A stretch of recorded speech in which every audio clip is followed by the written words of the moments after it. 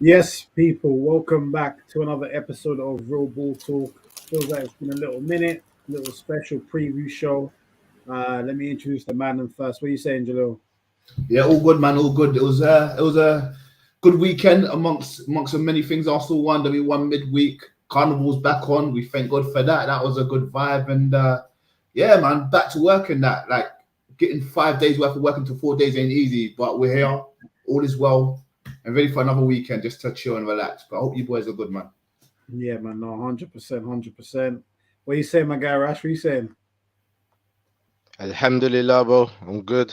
It's Friday, best day of the week, and we're back here with a little preview show for Yeah, the yeah, Man yeah, United yeah. Arsenal game, which is always going to be a good talking point. So, yeah, ready to get into it after a long week. Yeah, We've missed out on a couple previews and reviews. So, yeah, let's get into it. yeah, no, 100%. And last but not least, Jeff, what are you saying, man? All good, man. Hope everyone's well. Yeah, man, it's been a good week. It's been an interesting transfer deadline day as well. So, yeah, man, let's talk about this Arsenal United and the rest of these games, man. Yeah, no, 100%, man, 100%. Yeah, we all know what we're going to talk about today. Obviously, it's the Man United Arsenal preview. So people, make sure you smash the like, subscribe to RBT, follow us on Instagram, TikTok, etc. But yeah, let's get into it. Obviously, Arsenal, Man United, Old Trafford. I think it's the last game of the day on Sunday at 4:30. So it's pretty much set up for everyone to be ready for this game. United coming off 3 wins in a row after their horrible start. Arsenal 5 out of 5, top of the table. I'll come to you, man. Obviously, Arsenal have a couple of injury concerns. I saw Arteta's news conference. He was saying that Ramsdale and Odegaard might not make it. Um, how do you feel about that? And obviously, with United winning 3 on the trot, they just signed Antony. He might get his debut. What are you saying? How you feeling for the game? Comfortable, still comfortable. Not too worried. Win, lose, draw. I feel like we'll still come up on top somehow. United. I mean, they seem to find their feet at the moment, and 3 on a trot. They're trying to say you are not going to win 6 in a row. I'm saying you're not going to get your 4th win in a row. I think we're beating them personally. Obviously, we'll talk about predictions towards the end and everything. But very concerning with the window closing and Arsenal not tackling the areas that we're supposed to tackle, if that makes sense. I'll say, I'll be the first one to say, I say it all the time. Injuries has been an issue of us for the longest time. And we're too loyal to players sometimes.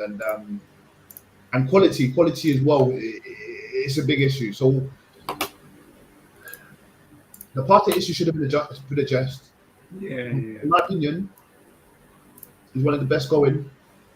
Love the guy to bits, pause. He does what he needs to do. He does the business, and I can't fault him any way when he plays football, man. I even tried to fault him in the first 3 games he played. When I was like, oh, he wasn't making tackles, he wasn't doing this, he wasn't doing that kind of thing. But he was actually, I was criticizing him a lot before the season started, and I was talking about getting a DM in or getting someone who can actually make tackles. Let Partey do more of the advanced role, which is where Xhaka is doing at the moment. So they kind of switch positions, if that makes sense. I ain't got an issue with it because Xhaka is doing the part, but I'm always saying, like, cool. I personally don't feel like Antony is the guy for a backup when it comes to this kind of thing. He's very loyal. Nice guy, got nothing bad to say about him other than the sideways passing, the passing back. He doesn't really give you that being excited to watch a DM to get him in the back and then ping a ball up or something. Do you get what I'm saying? And that. So I think that should have been addressed a long time ago. I don't think we should have, given him a contract extension, but we should have definitely gotten a DM. And for me, what was it? What's his name?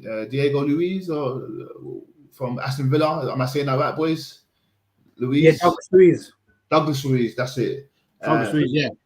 For me, I'm not fancying too much, I'll be honest with you, when it comes to football. Not even as a backup. I ain't seen enough of him. I'll be sitting here lying to all 3 of you here and everyone who's watching that I think he's the guy. Do you know what I mean? Because I ain't really seen him like that. yeah. I don't watch Aston Villa like that unless we're playing them, unless they're playing one of the big six. I ain't gonna watch them versus flipping I don't know, Southampton or something. No offense. Yeah, but I will watch my match of the day, and he's not really out there match of the day. Do you know what I'm saying? So it's very difficult for me to have an opinion on him and lie to you and say, yeah, he'll be a good replacement. But if anything, I would have got him in. We did address obviously in areas we want competition in every area. Saka was meant to have a competition with Tielemans, which is what we thought as fans. That didn't happen. I think we're gonna wait till winter. Fair enough. And other than that, I'm pretty happy with the team, man. I'm pretty happy with the team all in all and ready to go. Tierney still worries me. I'll be honest with you boys. I'm not gonna sit here and lie to you again. I don't like lying, and for me, he still worries me. In terms of how he plays and everything. I'm not sure if you boys see, but he just runs with the ball instead of passing it in. I mean, Ben White's on the other side.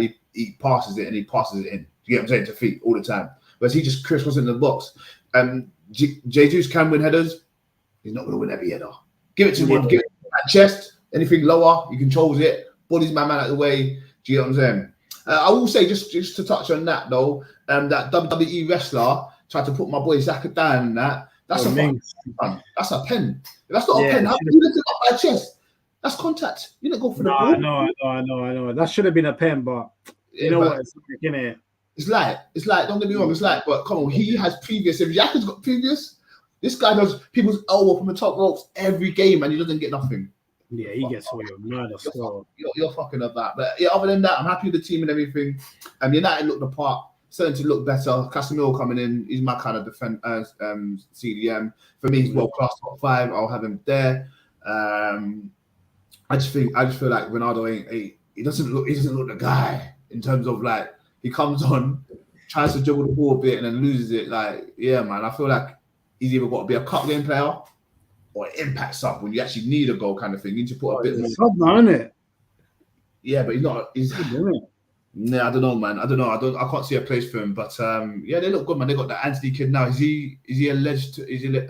Yeah, he's available to play on Sunday. So he'll probably come in as a super sub then because he's not ready to, had taxes. I can see him starting, because it's at home.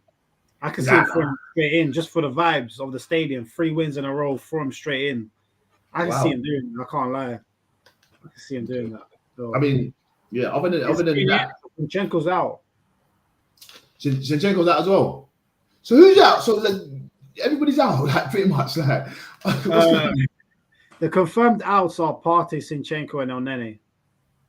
And then Ramsey and Odegaard potentially. Ramsdale and Odegaard are 50-50. I reckon he'll play them.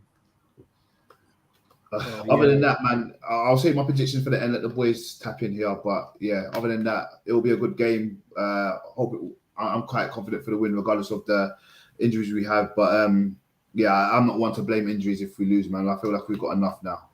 But yeah, against United. But when it comes to City, Liverpool, Spurs, Chelsea, even we might be a bit difficult. Yeah. No, 100%. And obviously going on Rash, I think I've seen quite a lot of people say that this is a statement game for Arsenal. 5 out of 5. United are with Ten Hag. Arteta's had a couple of years to bed his system in. Ten Hag is new. Arsenal have all the momentum. So really, Arsenal should be going there if they're a serious team and definitely not losing or aiming for a victory. How do you feel about that? Are you confident Arsenal will get the job done? Or do you think that with how United are playing, Casemiro likely to start, Antony likely to start, that it might be a tougher game than some people are giving credit for? I'm comfortable with the team as we have it. I don't know if I'm confident, or maybe I'm the other way around. Maybe I'm confident with the team, but I'm not comfortable with the new team that's been set up because of the injuries, But looking at Manchester United and how they've been, even since they've added a few players to their team, to me, they haven't played like tremendously well or anything like that. They haven't blown our minds with their spectacular play or anything.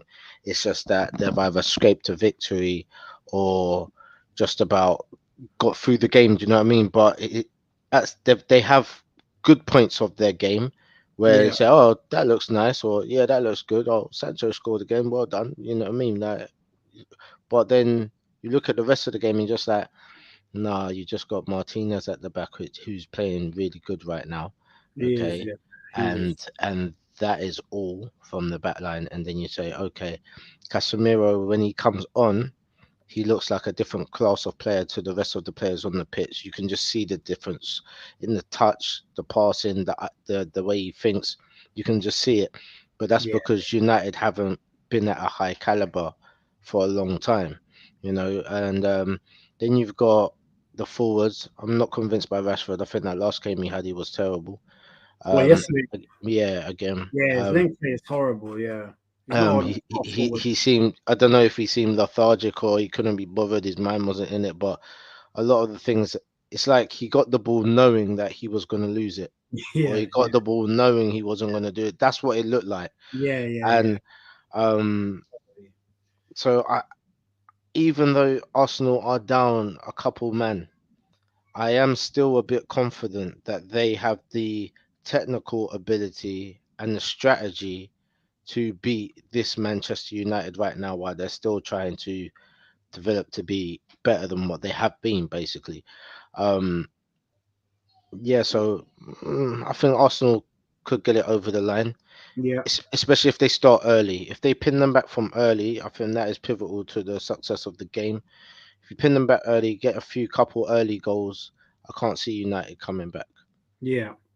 Yeah. No, 100%. I think whoever gets the first goal will be key in this game. It'll be massive, and I agree with you. I think United, whilst they've won 3 in a row, it's not like they've been convincing. They've been getting the job done. They've been getting the job done, which is obviously when you're losing 4-0 to Brentford, it's building blocks to get back to where you need to be. But let me read out some of the comments before I go to Jeff. Big up DJ. We know what time it is. Public service announcement. 5 down, 33 to go. He's actually done this every show. Big up DJ, man. Saying keep up the good work, lads. Come on, man. Big up Tom in the building. Hope you're good, my guy. Saying United haven't faced a proper Premier League striker yet, so we can't judge the United back line at the moment. Shout out to Tom. You know what? That's probably a good shout because even Vardy yesterday. I mean, I think Vardy, obviously, 35 now. I mean, he's not the same player he was, and obviously Leicester they're just not playing well. Leicester they look so out of touch, out of sorts at the moment. Big up Chris, business only. Hope you're good. Saying Arsenal's record at Old Trafford ain't great, so I don't know where this confidence is coming from. That's a good point. Also, I think it's one win in 14 years at Old Trafford, and that was in a COVID season. So you got a good point there, Chris. Can't lie. Arsenal ain't keeping clean sheets. It's going to be a close game. Big test for both teams. I think that's the one I definitely agree with. I think for both teams, it's a massive game, especially early on, because it's matter if Arsenal win 9 points ahead of United, and then if United win, all of a sudden they're 3 points behind Arsenal, which kind of paints a crazy picture to how the season started. So, Jeff, what are you saying, man? Like, where do you feel Arsenal are at? Because obviously some people have said who have Arsenal played, they ain't played anyone. Obviously, Arsenal were getting killed last week against Fulham for over-celebrating. I don't know if you man saw that, but they were getting killed. So yeah, man, what are you saying about Arsenal at the moment, bro? We look good. Definitely look like we're building on last season. Like we came back this season. Didn't look like there was much disappointment. I mean, we narrowly missed out on Champions League and we just came straight back and went back to business. So that's good. The mentality looks good too. So like even just little things. So even just we've been giving away a lot of chances here and there, but just in general, like the team spirit seems to be high. Players seem to be a little bit more seasoned now. So that all helps. Like Gabriel, like made a mistake, bounced straight back, like things like that. That's all good signs. So I'm not disappointed with how the season started at all. We started well, but I guess going to Old Trafford, like the Partey one, not to say we'll prepare for it, but we kind of would prepare for it because he's been injured on and off quite a lot. The Ramsdale one and Odegaard one will be the two big misses to me. Ramsdale has his doubters, as well, which is understandable. But I think he's a good keeper all in all. And one of the reasons which makes him a good keeper is his communication. That's a lot of the reason why the team are happy to go back to him a lot of the time, even if sometimes he does dwell on the ball a little too much. It definitely does. But there's a comfortability back there. Like the centre backs, if they're in a moment of bother back there, they're very, very happy to go back to him, and he'll recycle that ball, and he's happy to pick people out because his distribution's good. Yeah. So without him, I don't know much about Matt Turner. I've kind of seen him maybe play once, not for long. So I don't know. Like losing Ramsdale in a game like this, you just don't know how comfortable the back line would be in terms of ball retention, because Ramsdale's a lot of the reason we keep the ball, if we're honest. The ball goes back to him, he can find one of the fullbacks, and then we can go again. Yeah. And then Odegaard is kind of just the hub of Arsenal to me. All of our good attacking play usually would go through him, or he's involved in some way. So not having him, especially with the influence in the last 2-3 games, you can see his influence has really, really started to pick back up again.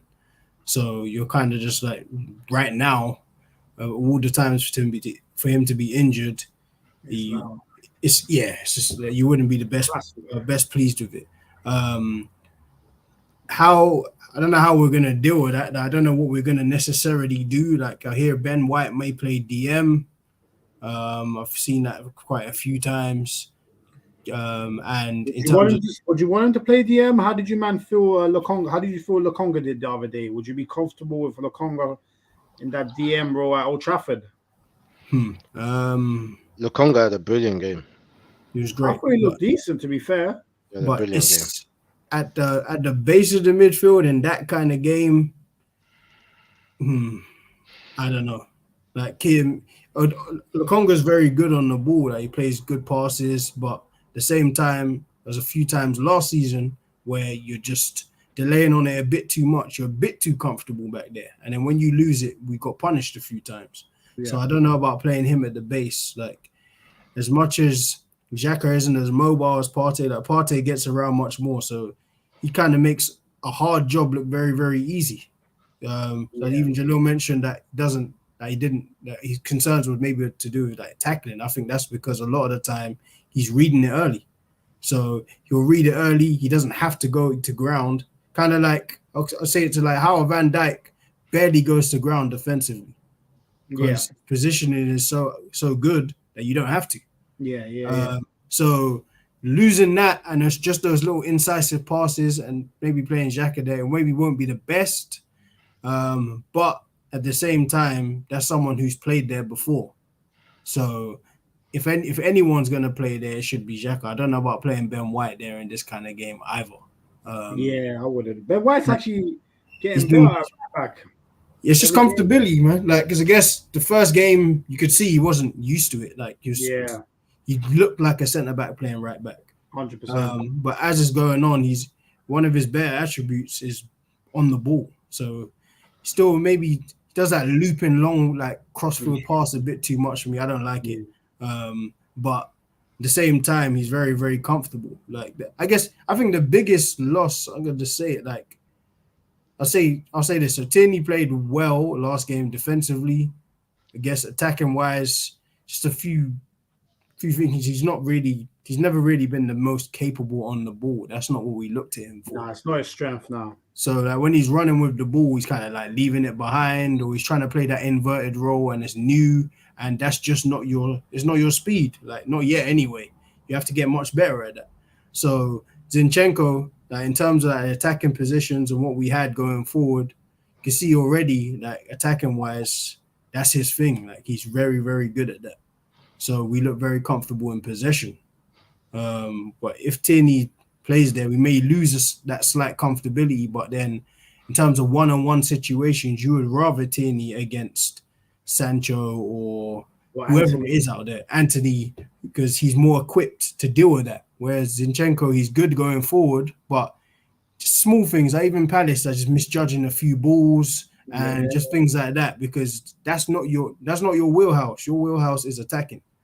So going forward, not having him as an option is probably going to be one of our biggest losses, I'll say, because Yeah. he just picks up good positions to where he pins back the opposing winger. Yeah. But we'll kind of see. We'll see how it goes. I just want to say, yeah, go I on. just want to say on Tierney as well. We played the whole 90 minutes, man, as well. I have to give it to him. We've got to give him some credit. I agree with Jeff in that aspect. I feel like we're going to need someone really defensive if Antony's playing, but not just Antony. Look, Sancho's proven to be a bit difficult now. Look, the kid's all running about like he found his feet. We got to give him the credit. And then this Antony fella's coming. I mean, I know you can do 100 kick-ups, but can you kick ball? And we'll find out. We'll find out. I'm hoping Tierney just does a mark up and pocket someone. It's been a long time since I've seen someone in Tierney's pocket, but I can say that same thing for everyone else. But defensively, I'll give it to the kid. And he played 90 minutes without saying, or holding his leg at any point. Man, to play football. Yeah. It looks like he's fully fit. I'm happy with that, man. Yeah. I mean, obviously, it'll be back-to-back full games for him. I don't think he played the full 90 against Fulham. I think he came off because we were losing. So it'll be good for him to get back-to-back full 90. And I think let's be honest with Tierney. I think obviously Zinchenko played so well in the first 3 games that I think the narrative changed a bit, because I think when Arsenal signed Zinchenko, most people had Zinchenko being our backup left back.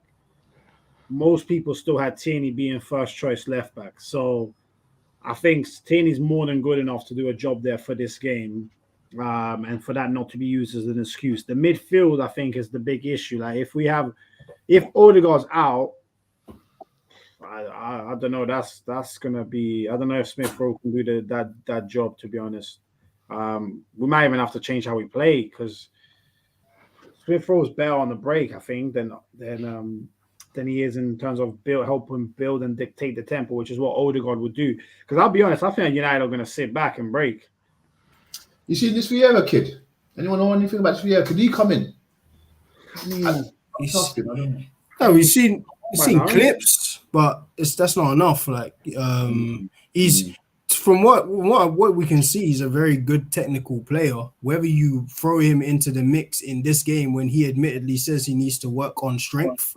And you're going to be coming. He said it is mad. He's the one who they didn't force it out of him. He just came straight out with it. So he was very honest about it. So 100%. Like, I don't know if you want to throw him in, because even I thought they would have thrown him in beforehand, give him 15 minutes here and there, and they haven't. So to start him now, as good as he is technically, I don't know if that's the best move. Maybe you should start with Smith Rowe. Like, he doesn't have the build up and maybe like the ingenuity Odegaard does. But one thing Smith Rowe does have is he's more than willing to break in the box, and he's still a very, very good young talent.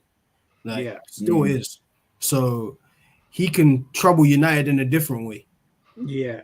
But let me ask you guys this. Let me come to Rash first. Obviously, now that the window's closed, we all made our predictions before the start of the season. The window's closed now. Arsenal didn't add to that. We've seen what Chelsea did on the last day. We've seen what United have done.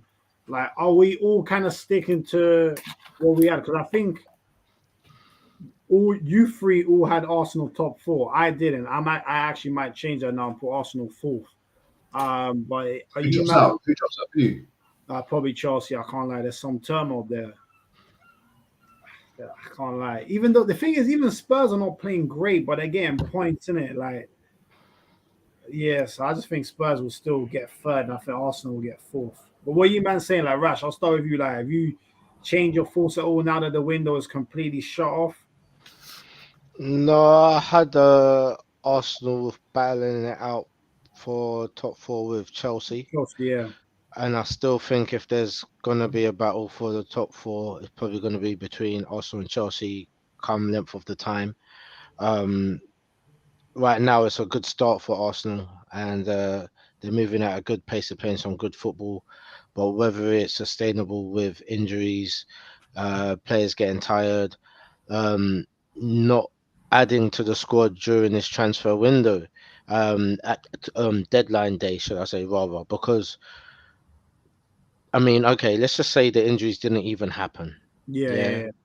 Everyone was still expecting 2 players minimum. Maybe a right-sided attacker and a midfielder of some sorts. The fact that the right side attack hasn't been added to and the midfield hasn't been added to, that's still two unanswered questions, two things that our Arsenal fans were saying, do you know what? This is what needs to be sorted in order for it to be a great window. The fact that these wasn't sorted, the window is no longer a great window. It was heading that way, but it's no longer a great window. It's a good window. We picked up a few good bargains and some brilliant talent that has helped us to the position where we're at right now. But you can't call it a great window when the window's closed now and we need players. You know, that shows that you haven't had a very good window. No. Do you know what I mean? If I go shopping and I come home with shopping bags and the cupboards are still empty, well, I didn't really get nothing. You know? Shop, right? You know what I'm trying to say? Yeah. So we have to look at it for what it is and say, do you know what, it kind of finished not so well. But I do still think that we'll make top 4. I think we'll do it. And let's just say if we're doing it on current form, I believe we could even be top 3. I mean, this isn't going to be an easy season for Liverpool, as we've already seen. The departure of Mane has really shown skin at the moment. I mean, they are seeing that the type of attacks are different. Okay, the way that they have to build up the play is going to be different, and even Salah is playing different, which shows how much Mane complemented his play as well. So it's going to be difficult for them. So in regards to an order of what's going to happen this season, it's just up in the air because this season has started off brilliantly. Like teams that don't really do good are doing well. Ones that are doing well, not doing so well. New teams into the league are coming up and beating big boys, and it's just very sporadic. It's just like I don't know what's going to happen. So to try and put a finger on the actual order, I actually can't do it. The only ones who are looking the part right now is Manchester City, Arsenal, and Tottenham. They're the only ones from the usual lot who are looking like they are on something this season. But I can't say that's how it's going to finish. Yeah, no, 100%. So I'm assuming that you, man, because I've heard a couple of Arsenal fans start saying we might just be title contenders. You man haven't got there yet, have you? The Invincibles, bro. We're doing it. The Invincibles, we're doing it. No, I'm joking. You know what? I've quite. Good timing. Hey, do you know what? I'm kind of going the other way because I said this at the beginning when the chat room first opened, we started getting people winning. We did our prediction. My thing was a DM. Yeah. No, if we're talking all in all, a left back, a DM, a winger who could play either wing, a striker, in fact, 2 strikers, a DM, and that's it. That was me. So I needed something to. So my thought process, boys, was Tierney needs backup just in case. Yeah, we got that. Tierney might become the backup. I don't know. We'll see how. But it's competition. Partey needed someone who could do the business with him. So if Partey's not there, someone else can come in. CM, someone to challenge Xhaka. Didn't know he's going to play this well, to be fair, but still, competition will keep you going. Winger, Martinelli, Saka. Someone might become complacent, or just to mix it up. Competition is always healthy. If you think like you're the main spot for there, you're not going to change. And striker, we didn't get the striker that I wanted. My striker was someone who can hold up the ball, kick it to them. Tall one, coming for headers. Tierney will be perfect for that in terms of crossing into him. So I had my main frame was like, we need a lot of players, man. Even if it's like kids bringing in, someone who can come in as a super sub and adapt that way. I needed a Giroud, if that makes sense. I needed him to come in. Do you get what I'm saying? So yeah, I'm just a bit worried. I'm just a bit shaken up, if I'm honest with you. I still think we'll be united in these teams, but come against Spurs, I even think Chelsea, Liverpool, and City. I'm still very worried. So I still say we get top 4. I ain't gonna be deluded and say, we won 5 and 5. Pick up boy DJ. That's my guy. That's my little brother still. But I can't do that. I want to do it. I want to jump on and do that shit bang something. But I can't do it because I know we didn't get answered. We didn't answer the positions that we needed to answer. We've got 2. Eddie comes on for Jesus for me. No problem. They look like the same player. He's been alright, to be fair.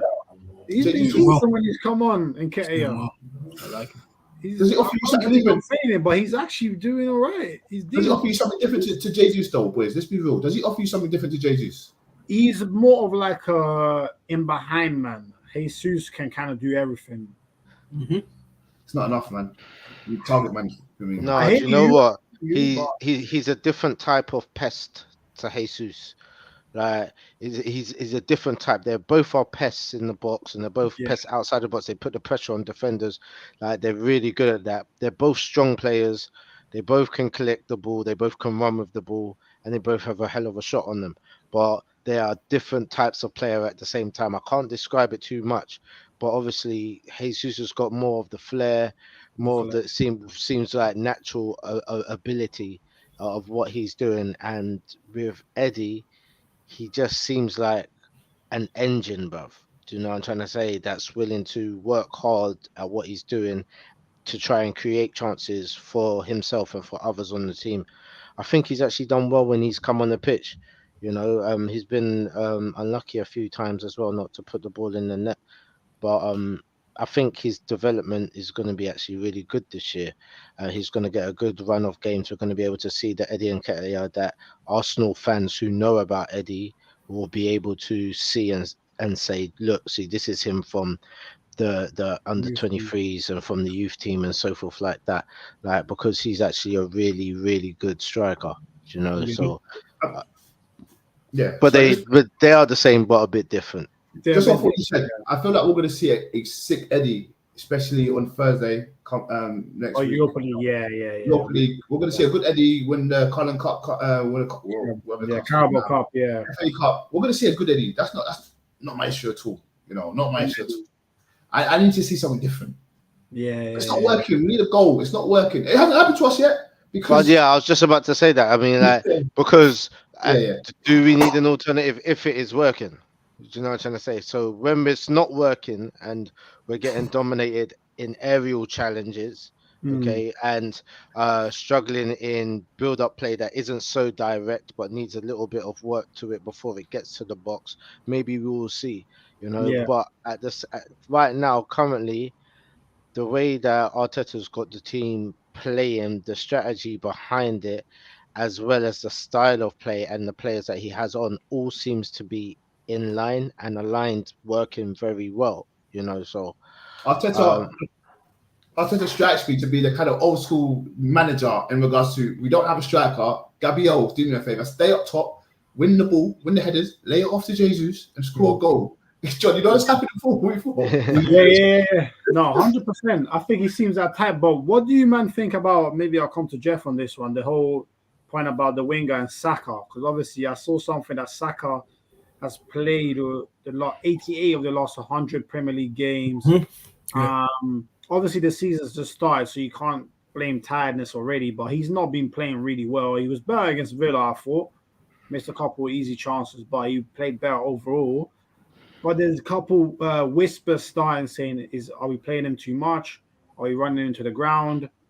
Is he someone that, like Rashford, when he burst through United, was good in a bad team, and then when the team leveled up, he actually looked the player he actually is? So those kind of conversations are starting to start, which I think for Saka, it's a lot on his shoulders given he's only 20 years old. So, like, Jeff, because even at the weekend, he's not playing great. We can't drop him. Who else will play on the right? Marquinhos. Would you play him on the right? I haven't seen him. I haven't seen him come on. It was only pre-season, but when I have seen him and when I've seen him play for the under 23s as well, he's been a good player. He's played well. He's looking decent. Yeah, he's not playing poorly. He's scoring goals. He's setting some up. Before when he first joined, it seemed like he was a bit shy to take on a player. He'll get to a player and then probably look for the ball inside or to play it back. But you've seen him take on a few players in the last few games now that he's played in, and he's looking quite sharp. So, against a United team that is not up to full configuration at the moment, I'll definitely give it a try. Yeah, put him on the bench. Yeah. Well, what are you saying, Jeff? Would you throw Marquinhos in against United? Probably not. No. Try him in the cup games first. Like he was bought for the future. Like he's not bought to be an alternative for one of our bigger players. Like the Saka thing, that it's been a concern from the beginning to me. Like even when it was like he was being like heralded as this kid, like the kid, like it's kind of like, all right, let's ground him, because playing 88 games out of 100 games is a lot of football. Like, I know you're 20 and people might say, oh, but you're young, you can just, that's not how football works. Like you can't just be 20 and just play 88 games. Like it would take a toll on your body. Like, even when you think of Henry used to play every game, and in the end of his career, or at 28, 29, he paid for it. He had back problems. Yep. So I don't want the same thing to happen to Saka. So I think that was one of the signings we definitely needed. I understand not wanting to be priced out and didn't want to pay 50 for now. You wanted to pay 40, but is that what it was? You didn't want to pay 50 for now? 50 or some excess. I think they wanted some add-ons, but that was the thing. Like, to me, I think we should have done it, because I think Neto had a year out last year, so he was injured until like March. So this is even a discounted price. Like if Neto gets back to Neto, this price is going up, and we ain't going to afford him next year. No matter if we make Champions League or not, he's going to cost 80, and you're going to pay 80 for a rotation player, because that's really what he's going to be. He's going to be a guy who plays in a lot of games, but he's not going to be an out-and-out star, because Saka's still a good player. Like I think Saka's actually started the season quite well. It's just there's no real goals and assists attached to it. Like it's been a weird one. Like he's having to. This is the first time he's probably had to deal with teams and fullbacks setting up to stop him, and knowing he's one of the better guys. So you can see that. Yeah, you can see that the left-hand side, because we just bought Zinchenko, Martinelli is still someone people they haven't figured out yet. He spent a lot of time on the bench or injured. So that left side is killing it for us right now. And that right side is the side they know Odegaard and Saka link up. Yeah. So that's why it's hard for Saka. Even when Saka, if you see Saka when he picks up the ball, like it's not the same rushing in that fullbacks used to do. It's kind of like, all right, I know where he wants to go. Yeah, he wants to trick me and come inside. So let me back off and see what he does. So he's gonna have to adjust his game a bit. But in terms of a signing, I think that's gonna help his development rather than hinder it, man. Because like at 20, being like having a team on your back at 20, it's not on his back solely anymore, but he's still one of the players you look to. Like it needs some rotation, man. So you can't just rely on him, because when the World Cup comes along and we get to the business end of the season and he's tired, and then people are kicking his back and saying, "Oh, we overrated him and whatnot," when in all reality, that started already. Yeah, like it's only going to get worse if we get further in the season and there's no real goals and assists. People are just going to be like, look, overrated, blah blah. You know what football the usual shit. So you really, like in January, I don't know if we're going to go back in for someone, but we should, because the World Cup's coming along. It's in the middle of the season. There's domestic cups. We don't know how far we're going to get with that. I guess we'd want to run. You would want one. And then there's Europa League, where we should really be aiming to get to at least the semi-final or final. Because final, really. Yeah, because this top four is not guaranteed. As much as we started well and we got a little still on our competition, Chelsea ain't like history shows you don't sleep on Chelsea. And you just gone and spent shitloads of money. Like you gone and bought a proven goal scorer now. I don't know how that's gonna work, because he's similar to Lukaku. So I don't know. Like Aubameyang and Lukaku are in the same mold. They're goals. If you don't carve out chances, they look how Lukaku looked, which is no fault of their own. But even with that, like that's a lot of quality. So that top four race, as much as we got a good start, it's going to be a battle. So when you take into account World Cup, domestic cups, Europa League, then there should be some rotation for Saka. Yeah, no, 100%. And I think that's a great point, because obviously last year Arsenal had no European football at all. went out the first round, I think, of the Carabao Cup, and went out the first round of the FA Cup. So we had pretty much the least amount of games you can have. That's not going to happen this season. So that's where Arsenal really should have made a couple of more signings to really beefing up the team. And we know what it's like. If it comes back to bite us, the ball are going to get in, and Edu's going to get in the neck. Arteta's going to get in the neck because obviously he came out today saying, I'm happy that we didn't panic and just buy for the sake of it. But then obviously people are going to then misinterpret that and say, oh, you wanted to be too picky. You should have just got someone. We could have got X, Y, Z. So, yeah, it's going to be very interesting to see how it plays out. But Europa League next week, I'm looking forward to seeing Marquinhos, Fabio Vieira all hopefully play. We've got academy players as well. What's that?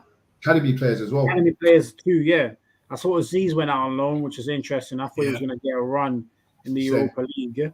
I was looking forward to seeing him, but hopefully, I think now we've seen it with Saliba, but Arteta can give youngsters a chance. Maybe sometimes he likes this. He's a positive of this first five. Like like I guess deep down you'd know it. You just didn't want to be like, he's the guy. When I don't care for League One like that. I just don't. Yeah. Like, I don't rate it as the best of leagues, but he is. I want to see him against the best of the best. Oh yeah. But Saliba is looking. Yeah, we'll touch more on Saliba obviously. But let me read out some of the comments. Big up our guy Ibby. Big up Ibby, man. Appreciate much love for that message you sent us over last week, man. Real love for that. Appreciate it. Appreciate it. I'm big you up as well. Even in just 3 months, honestly, Eddie seems to have gone up a level. How he ran into spaces against Villa and held the ball up well. Looks like he has some more muscle on him too. Yeah. Agreed. Yeah, agreed. Saka was fantastic against Villa, had that swagger back. The goals will come. With Jesus and Martinelli, we ain't relying on Saka to be the man all the time. Hope we can get competition in the next year. 100%. I agree with that. 100%. I was literally going to try and touch back and go back into that and say about Saka kind of easing his way into the league now. And we saw that against Aston Villa. I think he had his best performance of the season so far. He showed glimpses of himself. He looked hungry again. I think less than getting tired, I think he's actually warming up now. I think he's ready to go. That's what I think. No, 100%. And I think, obviously, like Jeff said, obviously, if you don't get stats now, people just like kind of and like you didn't play. I mean, you got to look at other players. I mean, look at like Harry Kane. He usually doesn't score until about October. Do you know what I'm trying to say? And that's something that's known, and it's given leeway. So, like, guys had a little bit of a break. You just come back playing the season, let them warm up into themselves, get their game together, and then judge them at the halfway mark and just say, okay, this has been good, or this hasn't been good, or this needs to improve them. Because right now, they're only 5 games in. Do you know what I mean? So. Exactly that. Listen, people, we're still 10 in the building. Much love. Everyone smash the likes. Let's get to 25 likes. If you're not subscribed to RBT, make sure you do so. Let's keep pushing on up, man. Yeah, I was just gonna say before we get on to the combined 11, let's talk about Man United for a bit. Obviously, 3 straight wins. The new partnership at the back, Martinez Varane, is looking decent. Malacia left back is playing pretty well. Ericsson is playing well. Obviously, Casemiro's been coming on, and like Rash said, anytime he comes on, it just looks like a different level, like in an instant. Like the way he plays, you can already see he's come from a top team that knew how to play football. You could see it straight away. The forward line, I think, is still not clicking, and that's where Antony, I think, will come in. Obviously, Martial is out for the game this weekend, so he's not back. So it'll be interesting to see who they play up top, whether they go for Rashford or Ronaldo. I think they'll go for Rashford. But yeah, Gino, what are you saying on United at the moment? Do you see something with them where they could potentially challenge for top 4 now with the signings they made and with how they're looking more solid at the back? Yeah, so breaking news. I'll put 2-1. I'll put 2-1 to Arsenal, of course. Okay, breaking news. Okay, yeah. Breaking news. Yes. I think I think we've got enough in the bag to go away and do the business, in my opinion, 110%. With injuries and everything, not really worrying me, because at the end of the day, if you look at the bigger picture, United are still building. They're still building. They're still trying to find their feet. I think Rash said it when he was talking about United. they don't even look that good yet. Don't get me wrong, they're playing well, he said, but they don't actually look like a well-oiled machine. Like, yeah. know what they're trying to do. It's just like, Bruno, give it to Bruno, let Bruno waste it a few times, and then give it to Sancho, and Sancho makes the magic happen. You get what I'm saying? So, we don't actually know what's going on at the moment. But that's not stopping me from thinking they won't challenge. They've got a good manager. He seems to take no shit, which I believe every manager, whether you're in a working place, you work 9 to 5, you working, I don't know, as a manager for football, don't take no shit from people that's there, because as a manager, you make all the rules and everything, and anyone who thinks they're above you, it's never going to work. Yeah. I don't care how much you get paid, it's never going to work. So, yeah, man, the question was about top 4. I feel like they can still challenge, because I feel like anything can happen in football. What I will say is this: Arsenal, in my opinion, will battle for top 4. I think the only people destined to get top 4 from what I've seen from the first 5 games is City and Spurs. Okay. Like, for some reason, they keep doing the business and they keep looking good, right? Those two teams. For me, Liverpool has mistakes. For players like Trent and Robbo to get taken off early in a game says a lot about it. It's like you think you can be complacent. All right, cool, come off, and they still won. It shows they don't. Don't get me wrong, they're one of their best players. It shows that sometimes you don't need your best players to win. Sometimes you need people that are winning to win, and that's how I saw it from Klopp.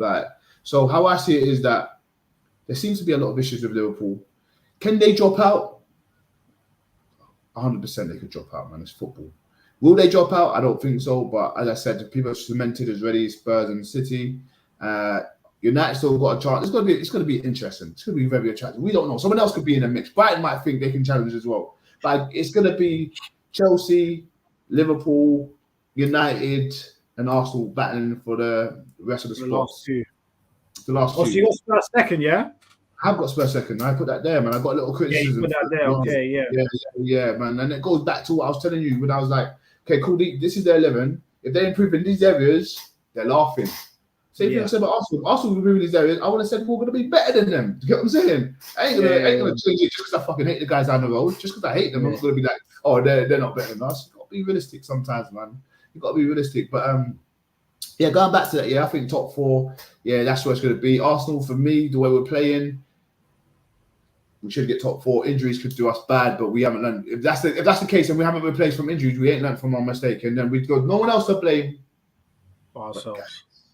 Not ourselves, because we can't make the decision. We're all shouting for Tielemans, we're shouting for Louise, we're shouting for. Oh yeah. I mean, not the fans. I mean, like, Us as Arsenal, as a collective, we're the only collective. We can't look at each other and be like, oh, we're fucking shit. No, we're not fucking shit. We just didn't add to what we needed to. As fans, we can see it. That's bizarre. But if the guys upstairs can't see it, that's crazy shit for me personally. So you just got to add to it. If people get injured, I already know what time it is. If you're not gonna do your job, it's like being at work. Someone always calling in sick. I know you're gonna call in sick. Why don't I just get someone else? You know what I'm saying? That's what I'm trying to say, man. We didn't do that, man. And we effed up. And Spurs, they did that. Yeah, and that's why people challenge me on that, and I will stick by what I've said, man. You've got to adapt to the play. You've got to bring the right players in, and we didn't do that. But I still think we'll get top 4, man. No, to be fair, you've been consistent with that about Spurs second, and obviously you're saying that United, obviously they're still looking a bit sporadic, but they could challenge for top 4. So I'll come to Rash next. The United fans seem to be pretty happy with Martinez-Varane partnership at the moment, with Malacia at left back. Obviously, Maguire's not in the team anymore. Luke Shaw's not in the team. Wan-Bissaka's not in the team at the moment. And then Casemiro coming in. Do you think that's more of the solid base they need in terms of challenging for the top 4? It's just what they needed in general. I would have celebrated if Maguire got benched. You know what I mean? If I was a United player and Shaw, like no more McFred starting and these things like that. Like that is a celebration in anything, that's what I would be celebrating. So of course, if you're a United fan, and you're seeing you've got Martinez and Varane now back in the centre. You've got a Champions League winner. Yeah, you've got Martinez who's hungry, looks really good on the ball, and even though he is a little player, he's not just giving it up. You know what I'm trying to say? You've got your fullbacks doing what you want to. All right, Dalot's a bit meh, but you got Malacia doing some good work since he started playing, and you can see he's got a bit of creativity in his play as well. He's strong. He's strong on and off the ball. I'd be happy with that backline than what I had before. So Yes. that's definitely an upgrade and a layer of brick in the wall. It's not the biggest worry anymore. The way he can actually depend on the people that are in front of him. Yeah. Now you've got your centre midfielder. You've got, as we said before, Casemiro, who just oozes just skill and Class. Yeah. class. Do you know what I mean? And it's funny because in Real Madrid he didn't look like this to me. Exactly. Yeah, Yeah. but it goes to Exactly, yeah. show when the level that Real Madrid are to make this player look Different level. so average, so that when he comes to United, he just looks amazing. Like Exactly. even that, it shows the level of Madrid right now. But yeah, he plays really good in the center. His hold up play. I'll be a bit. His reactions to me isn't quite there yet, and I saw a few plays that went past him, players that managed to quickly turn and get past him. I think with that he's gonna need to improve on a little bit more in regards to that, but everything else is just a different level in the Man United team. Even Ronaldo looked a bit pants compared to him when he came on. But yeah, if I had these players there, and then I've got the wingers playing well, like I would be not excited as a Man United player, but I'll be like, oh, all right, we're not finished, because a minute ago they looked finished. Do you know what I'm trying to say? So now they can be like, all right, that was a glitch. Now we can play some football. Now we can compete somewhat. Do you know what I mean? So they have a right to be happy with what they're seeing and with the change that the signings have done for them instantly. So yeah, if I was Man United, I'll be happy with that, because they spent most of the transfer window chasing De Jong. He got away. Yeah. And what they've done with the small time that they had left was invest wisely. Do you know what I mean? Which was good. It's good. And now they're a competitive side again. You can probably see them challenging against the likes of like West Ham, Aston Villa, and Everton. You know what I mean, in the league. And yeah, you know what I mean. Well done, United. I mean, maybe not Everton, because Everton and Villa are looking bad. So maybe not them two, because boy, yeah, they're looking horrible right now. But yeah, man. I mean, to be fair, you say West Ham, they spent 170 million. Mm-hmm. I didn't even realize that. That's crazy. Like, shout out West Ham though. Like they're sad, but they'll probably finish exactly where they finished last year. It's crazy. The Premier League's got to the point where you're buying just to stabilize. Yeah. It's almost got to that point. I mean, shout out Nottingham Forest as well. I think they signed 22 players in the end. Yeah, they went crazy. Yeah, I don't know about that strategy. I call like 22 players. They should have let some of the players that got them up though get more of a chance, man. I was looking forward to seeing some of them players. But bro, that means even half the players they sign are not getting a chance. I mean, there's two 11s, bro. You've literally signed 2 11s. Yeah. So boy, it's mad still. But yeah, Jeff, let me come to you and throw this one to you. Ibby's asking, any idea why Rashford has never hit that next level? I'm hoping we continue to play our game and start fast like we have done since the start. I'm tired of losing at Old Trafford. Tired of it. Yeah, I think most Arsenal fans are, to be honest, because there's been times in the last 14 years Arsenal should definitely have won there. A couple times the referees got involved. A couple times just crumbling.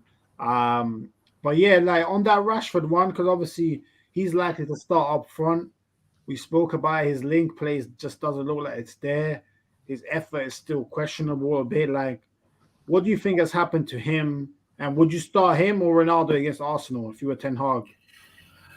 I'd probably start Rashford just for the mobility thing, and just when Ronaldo's on the pitch, it's almost like people just look for Ronaldo. They play passes that aren't actually possible, and then you make him look worse and yourself, because you're playing like a 50-yard ball for a 37-year-old to chase, which doesn't make sense. And then he looks a yard off the pace because he can't get there, which doesn't make sense. So that Rashford should probably play because he's just a more able physical option up there. Yeah. But in terms of him, say like why he never hit that level, I think a lot of his career he was just not winging it, but instinctive a lot of the time. So you didn't really get to learn from the best of people. Like from Ibrahimovic, you got to learn here and there, but then he was injured as well for a long time. And by the time that Ronaldo's come back, you already molded into a certain kind of player. So when that's why even when early on in Rashford's career, I said he could have benefited from a loan, just to see something else. So it's happened to people. It's happened to Daniel Sturridge, Jack Wilshere, people like that have gone on loan and they've been better for it. Yeah, because you just get to see something about yourself. Like, what do I do when new environment? Like if you're in a championship, you're not afforded much space. You're gonna get clattered and kicked in the air. How are you gonna respond to it? Yeah. So things like that, I think maybe affected Rashford's development a little bit. Do I think he's still a very good player? Yes, but there's little things like where he just seems like his mentality may have changed a little bit. Like even a lot of the time in that game against Leicester, where you expect him to go and press, he was kind of just chilling, and it's just like I don't get it. Like, why would you not go and put pressure on one of the worst back lines in the Premier League so far? Like, why wouldn't you? Like Johnny Evans and who else is back there? Was it Ndidi? Ndidi, yeah. They had a DM at the back. Yeah, so they're playing people out of position as well. Like, you should fancy yourself here, and you just kind of just he was like, even like a lot of times the ball would come into him like good passes, and he might try a little one touch round the corner flicks, and they're just getting collected because it's just not good enough. So there's little things like that which aren't good, but he's also, but as the team's morale picks up, he's one of those players where his morale will pick up. So whilst you can say he hasn't actually hit like the heights which the media said he would, I'll be clear with that. The media said he was going to be like you're comparing him to like Mbappe's and all this kind of stuff 4 or 5 years ago. I think that was just a little bit more unrealistic. Like Rashford, but it was Man United fans as well. Media and Man United fans. Yeah. It was United fans too. Yeah. But like he is still a very, very good young talent. That's never going to change to me. He's a good young player, very good young player, or good player because he's not young per se. I was going to say he turns 25 in a couple months. Yeah, so he's not young anymore. He's actually a seasoned Premier League player. Yeah. So he's good. He's still a very good player, but it's just maybe that mentality thing just needs to be fixed. You don't want him to become like a Martial where Martial has all the ability in the world to me, that a lot of it, but you're just, I don't care for you, like, because you just don't know when you're gonna get it. Like, you've been in the Premier League 7 years, and and your best season was your first one when you were like coddled and loved, and ever since then, when you had to be a man and stand up for yourself and play, you ain't done nothing. So you wouldn't want Rashford to become like that, but man, I don't know. Like he'll play against Arsenal, knowing him, he'll go and score 2-3 against Arsenal, and then having a different conversation in a month. Yeah. I mean, I think it's funny though, because I think United would be better off against Arsenal with Martial up top, because Martial is their best link striker, I think, considerably. In terms of bringing others into play. But obviously, he's now become very injury-prone in the last 2 years as well, which is, I mean, it's just injury-prone. He's 26 as well, so that's not really going to get better. If you start becoming injury-prone now, is it going to get better? Probably not. So United, I think it wouldn't be wise to rely on Martial to be a main man. I know Ten Hag apparently likes him, but I think they should really try and get another striker who can do a lot of the link-up things Martial can do, but it's probably more of a goal threat on top of that. But it didn't seem like they took that as a priority for some reason. But they did try to get players, and players were turning them down. players are turning them down. That's true. They did get turned down. That is true. Yeah, they did get turned down. I think they could have had the pie. The pie would have been all right for them, to be fair. But you don't think? I'm Bobby. I never liked the pie. Or even when he first came. No, I've always thought he's just like Overrated. it's a social media tool more than a footballer. Yeah, he's bad, so. Like he was heavy when he came there first. He had been in the gym too much. Like, and people say he's probably got better since then. Like, he has got better since then. Like, he looks decent for Holland and whatnot, but again, he's just another stopgap. Like, United will probably want to stop stopgaps. They want to get someone who's going to be there for 5-6 years. Like, Depay is just another one. Like, I don't know. I don't really like him at all. Yeah, I mean, it's interesting. You wonder with United, could they have gone for an Isak, which Newcastle took the plunge. I think they spent like 55 mil, 60 M's on Isak. 60, yeah. I think 60 made a good debut against Liverpool. Obviously, it's too soon to tell, but I think that's the type of player United need to get. Someone young, hungry, potential, someone who wants to improve. Because sometimes when you're at a football club too long and it's been stale, it's hard to get that out. And I think that might be what happened to both Martial and Rashford. Not the right managers to develop them. They got stale, and now it just looks like it's half-hearted. But that's football, I guess. Let me share the screen so we can do this combined 11 before we wrap up. Obviously, your combined 11 time. Let me share the screen. Let me know if you man can see that calm. That should have come up now. Make sure you smash the likes as well, people. Combined 11 and drop in your thoughts in the chat. So I'll start with you, Jalil. Goalkeeper, combined 11. What are you saying? Who's in goal for you? This is assuming everyone's fit. Everyone's fit. Everyone's fit, because that's the fairest way to do it. Yeah, I've got recency bias though, because we're being real. De Gea's better, but Ramsdale, like De Gea hasn't been that guy. You're Rash. I think you're on mute, bro. I think Rash. You're mute. You're mute. Go on, jump in. No, I was gonna say the reason why it's not a recency bias is because De Gea hasn't been very good for a little while now. Do you know what I'm trying to say? It's not like it was just the start of the season where he's played kind of poorly. He said last season was very poor for him as well. You know what I'm trying to say? And so I think if you want to go with what you think is the best player, then go for that, bruv. Yeah, I mean, for me personally, it's just don't sit like putting Ramsdale in there. You know what I'm saying? He's coming to the game. It's like me saying, actually, no, I can't use that. You know what I'm about to use? I'm about to use Haaland, but wait. I'm trying to justify why I can't put Ramsdale and I put De Gea. But you did ask me, John. You did ask me the hardest one because everyone else had to set in my head. But I will answer it. I ain't no pussy. Yeah, I ain't shit. So, what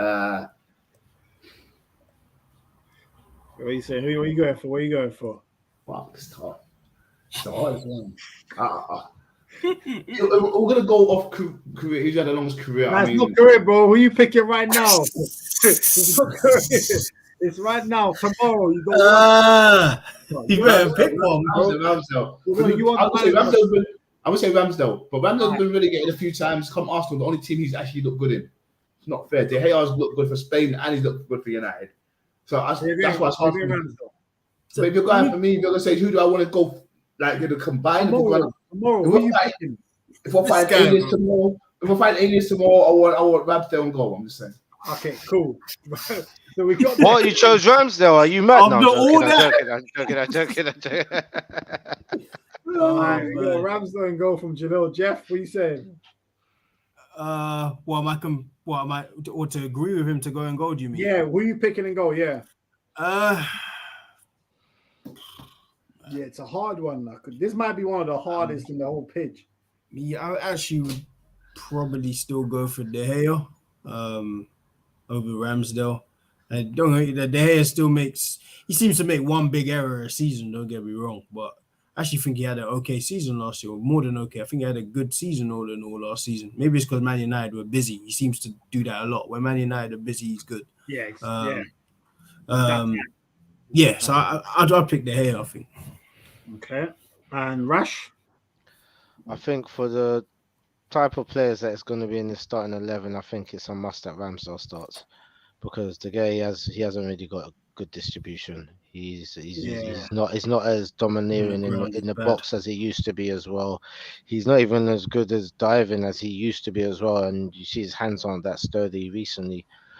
So right now, as it stands, if I was to choose a goalkeeper to back me, I'll choose Ramsdale. He's more authoritarian. He's got more he's got more of an ability to pick a player out by passing it out and be part of the build up from the back.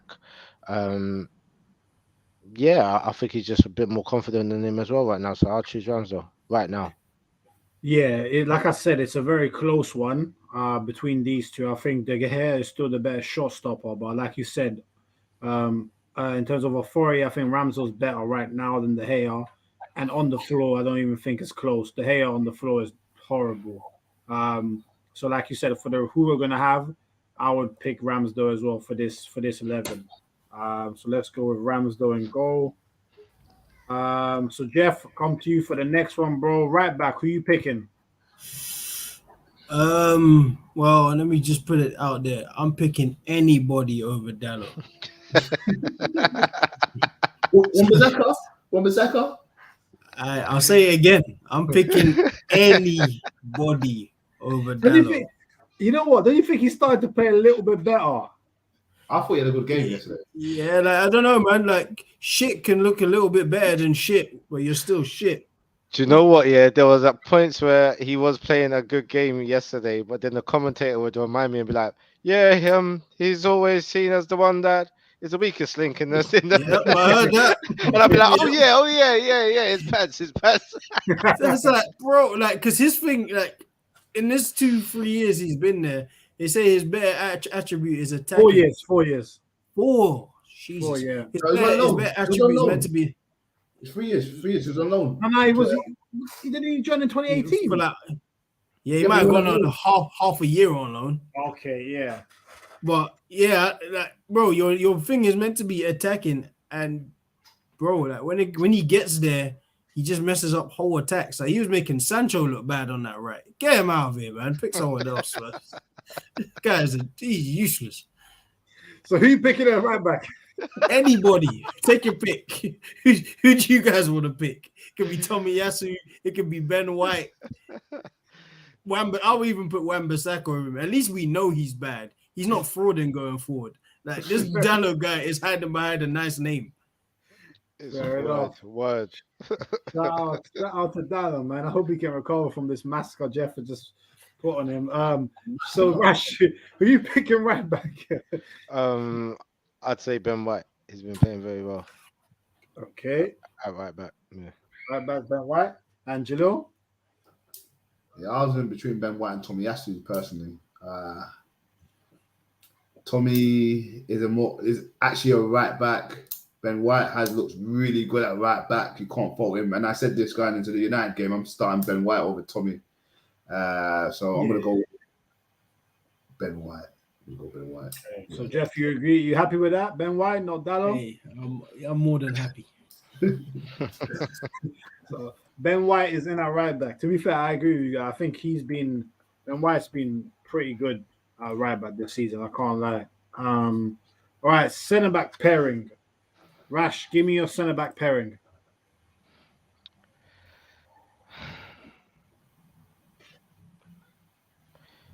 Even though Martinez has been playing very well the last 2 games, yeah,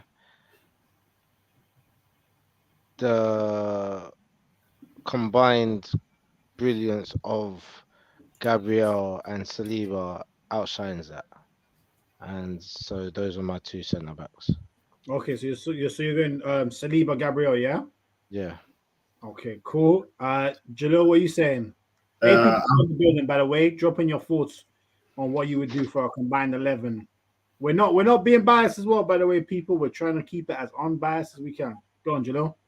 Yeah, I went with Saliba and Varane. Same. That's what I went with. Yeah, I went Saliba, Varane. Martinez, I see a bit more of Gabriel. Yeah. Gabriel, for me, if we're gonna do it for real, he doesn't really get into it. He can't. For me, he can't. I agree. I've gone Saliba, Varane. I think if Martinez keeps playing like how he is, given the fact that he's left-footed, I would like that balance of a right-footed, left-footed centre back.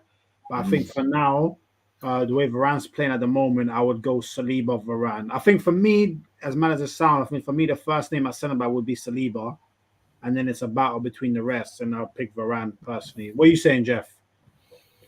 I think I'd agree. I guess Martinez got kind of the plaudit so far because he's a newer player and he was singled out for being 5'6" or 5'7", whatever he is. But I think Varane's actually looked the better one out of them at the back. So I'll go with Varane and Saliba. Okay. But yeah, like I was saying, I think Saliba is undisputed. Has to get in there. That guy's doing had a great start. Real deal, man. Left back. Jeff, I'll come to you first on this one then. Who are you going for? Obviously, there's a few options here now. What are you saying?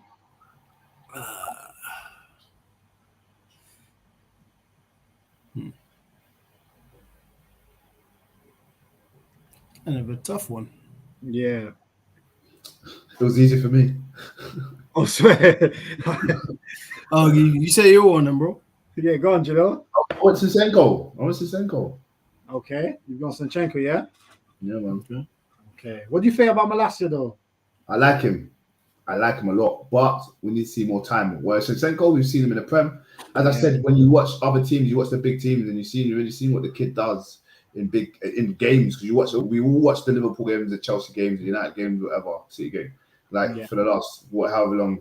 I ain't seen the other kid, but he looks the part in my opinion, and he's gonna grow to be something good at United. But for me, I can't put him in when Zinchenko's been established. Yeah. All right, Jeff, back to you. What are you saying, left back? I think Zinchenko might get the nod. Malacia guy looks good, but yeah, maybe it's time, and maybe it's just because Shaw's looks so useless that he looks better. There's an element of that for sure. I'll pick Zinchenko. Okay, Zinchenko, and then Rash. I'm gonna choose Malacia because he's black.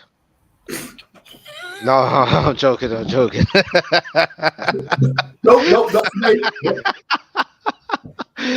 I'm joking. I need to spat my water out.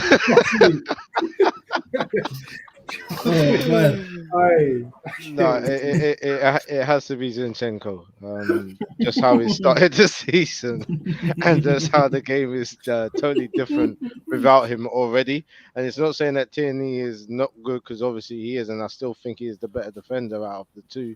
I just think Zinchenko brings fire to the game. Like it's bombardment. Do you know what I mean? The attack is very good. The part of the build-up play is really good, and his positioning is even getting better as he was playing more games as well. So anyway, Zinchenko. We had about 200 non-black supporters. We've lost them now. Cheers, Rash. I'm joking. Why is his name not coming up? You tried it so many different ways. Yo, what's his name? I'm pretty sure I'm spelling it right. You are spelling it right. What's his first name again? It's Alex, right? Alexander, yeah? Yeah, but Alexander should come up. Whoa, looks like Rash ain't the only racist person in the building. Boy, so Zinchenko ain't here. He ain't here. Nah, I don't think Alexander is spelled like that anyway. Is it spelled with an O? Yes, Olek. Yeah. Oleg. So it's Oleg, isn't it? Yeah, I think so, yeah. There you go. Oh. What? Tizian. Yo, does anyone know where that comes from, that Tizian thing? No. That's not even his name. It's not in his name at all. I mean, fair enough to shout out the website, though. Okay, yeah. Shout out to Big up Score 7. Hope you're good, bro. Saying it's actually Alexander. Yeah, man. Appreciate that for real. Appreciate that, bro. All right, let's get on to midfield now. Rash, coming to you, midfield. Who are you picking as the sitting man? In fact, pick your midfield three. Yeah, I was going to say that because I've got mine. I've written mine down. Midfield three, yeah. Down, so I would the pennies prep. I would say Casemiro, Partey, and Odegaard. That's what I had. That's what I had. That's what I had. So I had That's Jeff. all. I mean, it was close. Shaka almost beat Casemiro to it. It was close. Chill. Hey. But yeah, no, that's my midfield three. I think it's the obvious one, to be honest. Yeah, that's a sick midfield though. Can't even like that. Do you know what? Do you know what we need to do next? I think we need to do a show on doing like what we did, doing a draft of the British, the Premier League again. So yeah. Oh yeah. 100%. No, we should definitely do that, man. 10 people still in the building. Big up everyone, man. Tuning in on a Friday. Much love for that, people. Make sure you subscribe to RBT if you're new, and make sure to drop a like on the video. You know how much it helps us out. And yeah, obviously let us know your thoughts as well on our combined 11 for the United Arsenal game so far. I think we're doing well, but it'll be good to know what you guys think. Big up MJ Guna. Hope you're good, my guy. Saying Arteta and the club have been arrogant by not paying extra pounds for the player we desperately needed. The club has killed our confidence yesterday. Arsenal are very short squad-wise, and rest are all injury-prone. It's definitely good to get that perspective, bro. I think we definitely touched on that earlier, that the board and Edu have left the squad short of what we needed to make it. Again, by the way, because he did that in January as well. Yes. I don't know if arrogance is the right word, because arrogance seems to be something like, if I'm having an argument with someone and I know I'm wrong, I'm going to stick by that just because I want to prove that I'm right, but I know I'm wrong. That's kind of like arrogance. Like, it's not arrogant. I think that's the wrong word. I feel like they did know who they needed, but they just don't want to pay over the value for it, if that makes sense, or go after any Tom, Dick, and Harry, if that makes sense, just to fill in the gaps. So I think that's where they're at. I don't think arrogance is the right word, in my opinion. But that's do you know what it is? I think it's a bit of both, yeah, because obviously you don't want to pay over the odds for a player and get mugged off on there, and if you want to pay the right amount of money for the right players for the squad, and you're not going to make panic buyers spend a lot of money on people who are really just going to be bench warmers. I get it. But at the same time, I think the arrogance comes from, one, believing that the goalposts will be able to be moved just because it's deadline day, and then waiting it out to the last moments to make big decisions and to come to a good agreement. After the match yesterday, there should have been a serious talk down with the people involved. They were together. You know, they could have done business right there and then. They just needed to come to a decent agreement. And yeah, we know that Douglas Luiz, he's got only a year left on his contract, or probably even a little bit less than that, I think it is. 10 months. 10 months left. Yeah, something like that. But at the same time, you're in a situation and you've had a good start, and you don't want to now leave this opportunity there when this, if you handle it correctly, it can get you out of the situation you're in now, and it will be good later on in the season when players get tired. It's just good to have. Do you know what I mean? So the arrogance is, I'm not playing that much because he's only got 1 year on the contract, and going by your own pride rather than saying, all right, do you know what? Needs come first, and we just got to get what we got to do. We got to bite the bullet on this one. Okay, they don't want 25, but they're definitely going to take 30. Here's 30. Do you know what I'm trying to say? I think the Pepe situation has kind of scarred everybody. It sure has. Yeah, but even that Pepe thing, I think, is a bit mad. And obviously, as Score 7 is saying here, he's saying Edu's a fraud. He terminated 8 players' contract that could have got money, sold Leno for $4 million. Fuck's sake, Leno is a 15 to 20 mil goalkeeper, Edu out. And I think that's one of the points. And obviously, big up everyone in the chat, 12 people in the building. I think I think I saw Arsenal let go around 11, 12 players this summer and made a combined 20 million. I mean, that's pretty ludicrous. I can't lie. I don't want to sound like I work for Arsenal. I mean, you might.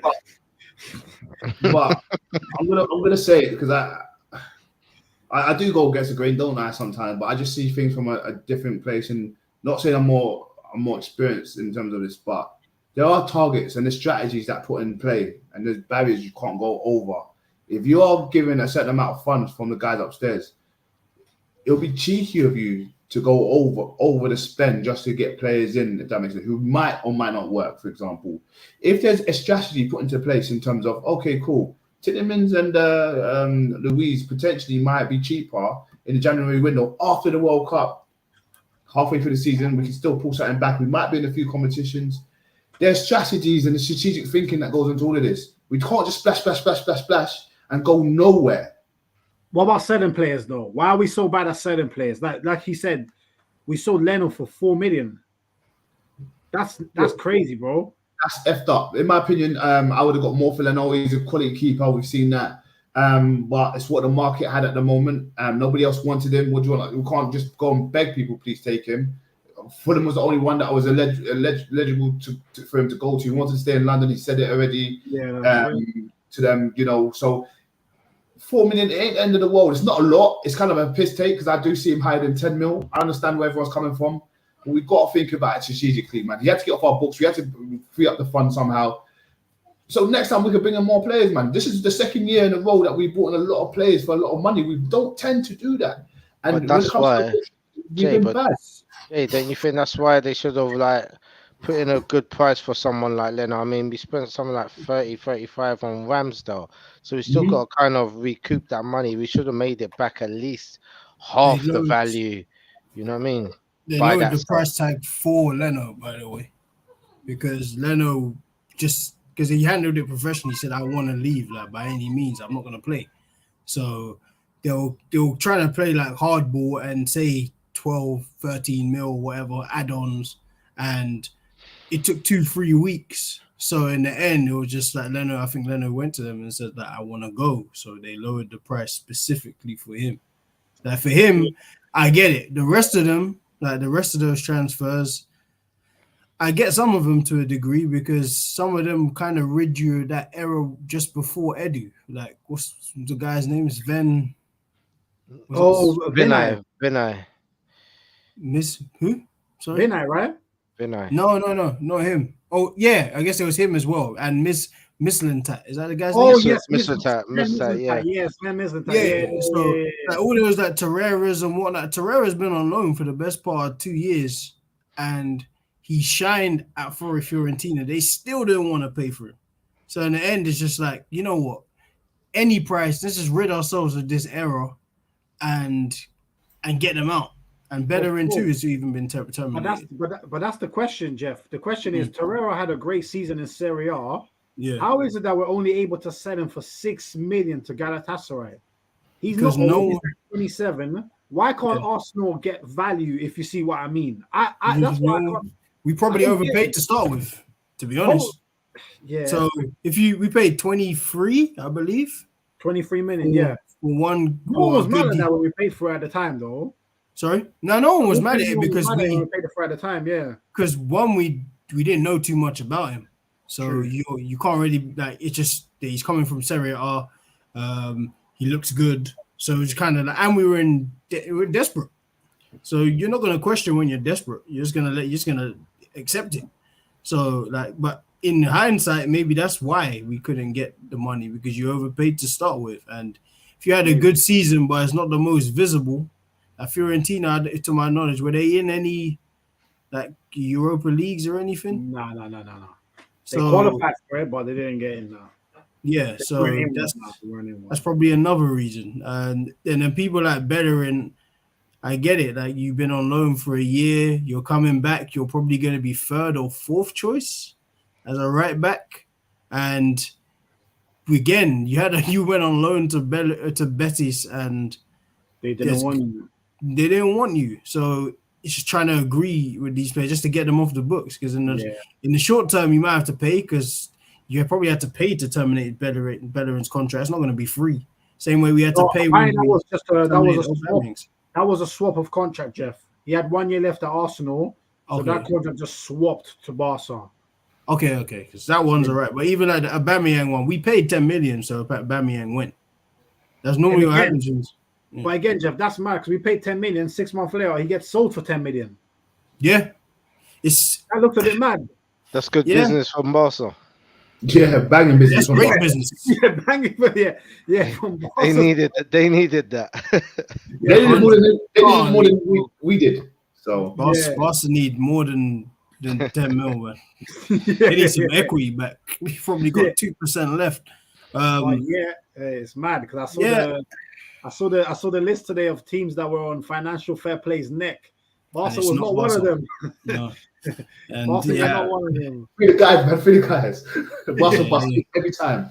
One day we should talk about this, but this is something that really needs to be like. This is insane when you think about it.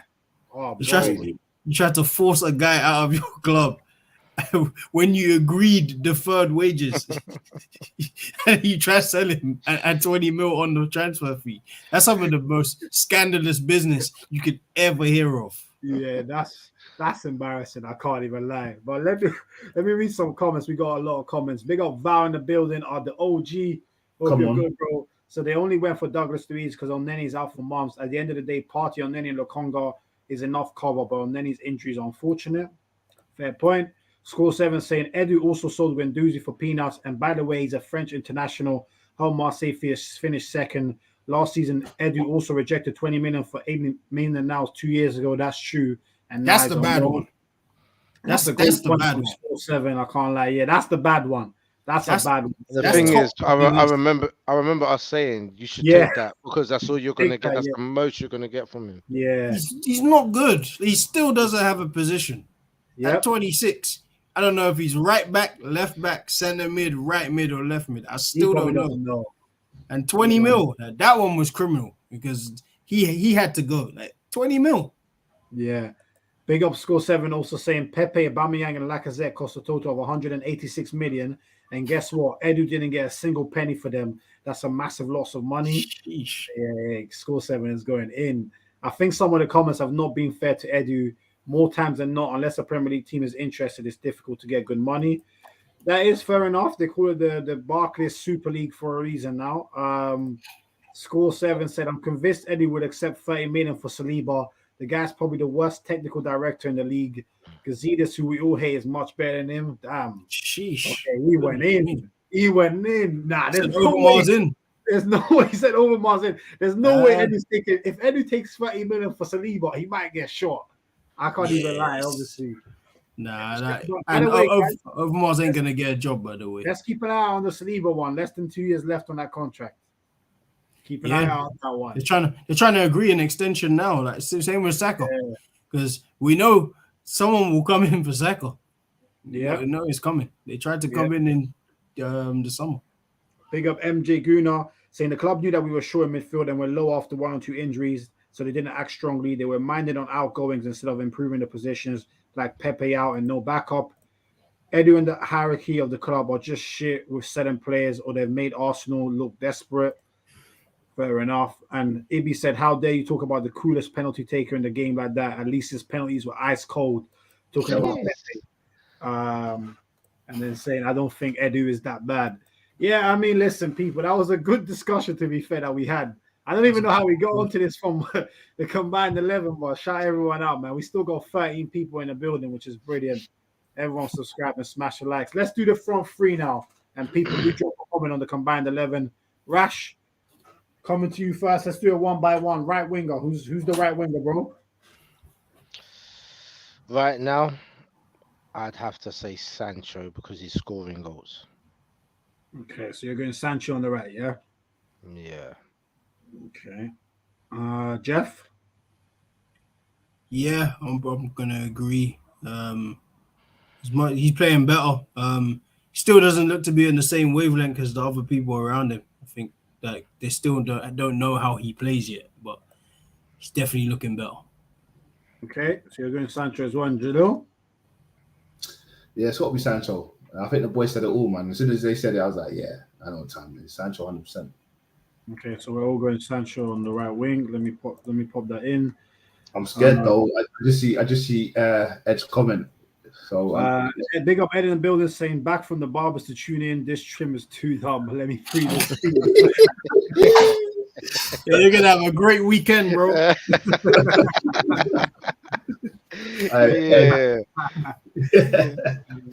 Yeah. On the right. All right. Cool. Hey, 17 people in the building, by the way, man. Big up everyone. Big up everyone. We've been on for an hour and a half. Why are you guys jumping in now? All right, left wing. Who we going for? Left wing. Yeah, so I put Martinelli. Yeah, I had Martinelli as well. Hey, you got no arguments for me. Same. Perfect. So we got Martinelli left. Are we gonna bubble with the striker? I think we know who it is, right? Yeah, I think we know. Boom, boom, boom, boom, boom, boom, boom, boom, boom, boom. Let's go. Good. Yeah, right. Hey, to be fair, I can't lie. That's a good team, you know. It's a good team, man. We should snatch up all of those for Man United, man. Probably win the Prem with that Casemiro. God. Yeah. Identical to my team yesterday. Yeah, fair. So we've done it. Well, you picked a good team then, Ed. Well done, bro. Yeah, Tizzy in the left back looks like the star man. To be fair, Man. Who's Tizian, bro? That's what he called. I was thinking, who's Tizian, bro? Yeah, no, it's just crazy because on all cards that I've looked at, everything else is just Alexander Zinchenko. There's nothing else. I don't know who this Tizzy guy is. Yeah, I'm gonna search that up afterwards, man. Val saying I would have had Saka over Sancho, just because Sancho was so bad last year. yeah, I hate you too. I hate you. Hey, some man might even put Antony in. Kick the ball. Yeah, I guess. Yeah, just based off that pirouette he does. Yeah. You know that's coming out on Sunday. Then you know that's 1,000% coming out on Sunday. And when it comes out, I expect Tierney to break his fucking leg, son. I'll tell you that for free. You ain't gonna embarrass us like that. Hey, I agree with you. You don't do that and live to tell the tale. So wait, I'm guessing you man then were okay with that guy. Who was it? Nico Williams. When he crunched Richarlison after he started doing them kick-ups last. That's what you get. You know what it is? Like the outrage was wrong. Like they were saying, this isn't football, and they're making all kinds of noise. Hey, you're allowed to do kick-ups. It also comes with a consequence. That's all it is. Just like everything in life comes with a consequence. You're allowed to do whatever you want. All right, that's right. You can do whatever you want. Just be prepared to get the consequences for your actions that you have done. You do kick-ups in front of the man. Yeah, I agree. But all that outrage, there was a whole media. They had like 3 days of media coverage. Like, you guys are stretching for content. Yeah, they don't you guys are stretching for content. Because Neymar flicked the ball over someone's head before. He got booked in the end. But oh, that's mad, bro. He got booked for skinning ripping someone. Nah, man. Now, that's what I mean. Like it's mad. Like one side of it, I get it. Like, all right, kick-ups is a violation, but at the same time, it doesn't mean that he shouldn't do it. Like, do what you feel. Me as the opposing player, I'll tell you for free. If you do that in front of me, I'm kicking you. Yeah. Richarlison knew what was coming. I think he probably was gassed about it. He's like, I took the piss. If he's saying, I heard Mike Dean is on VAR on Sunday. Oh gosh. Yeah. He hates us, bro. Mike Dean is back. Penalties incoming. Score 7 said, I guarantee if Balogun has a good season and scores 15 plus goals, Edu will sell him for 15 mil. Edu is getting DDT today. Edu is getting DDT. On to him, boy. Hey, MJ Guna saying, good team. Imagine Arsenal was like that. Yeah, man. I mean, not too far off, but yeah. I mean, how many Arsenal players are there? 1, 2, 3, 4, 8, 5, 6. There's only 3 United players. Yeah, 3 United players. So some people are going to say we're biased, but we try to be as fair as we can, to be honest. Yeah, never mind. There's a few contentious ones, maybe, but that's it. Yeah. Yeah, even some people would even say Sancho should he really even be there, but we're putting him in there, you know. Some people maybe say it should be Varane and Martinez. Some people may say Bruno is in there. It's all contentious, but yeah, but those guys who are saying Bruno's in there are lying. Wait, someone said Bruno. Yeah. No, Oh, yeah, I'm saying Bruno. We didn't even shout him out. Should we shout I'm him? saying because if he they said deserved- that, that's their business. That's all right. Yeah, that's Like, what you I'm can saying. say it. And I'm saying they're lying. They're just Hey, lying. look who's in the building. It's been a minute. Not like KD, you know. Where you been hiding, bro? Hey, Like, Yeah. What are you doing here? man, like, saying, mate? what's happening, bro? Hey, The bridge is over. The bridge is over. But the bridge is And it's over. like- The bridge is over. Put a bye bye. KD's only here when something's happened with Chelsea. That's positive. Nigga, we ain't seen you since you won the Champions League. Still one of the most legendary shows. Everybody pulled up and said it's KD in the flesh. Hey, We ain't seen them. hey, You shout out outside? KD, man. Come on, man. Score 7 said if Mike Dean is on VR on Sunday, we are finished. And remember, Paul Tini is referee, the most corrupt you can find. Boy, big up our guy Shaden. Hope you're good, my guy. Saying can't have in there. Facts. Right. I My was saying guy Bruno is a Shady. stop peddling fraud. Yeah, I think Jeez. that might be there's some vicious comments coming through. I can't even lie, man. People are Stop acting. peddling fraud. Yeah. Goodness me. Oh my god. But yeah, listen, people, He ain't lying. that's our combined 11. Yeah, like, So it's now time to wrap up with the predictions. So Jalil, you said yours. You've gone 2-1 Arsenal, right?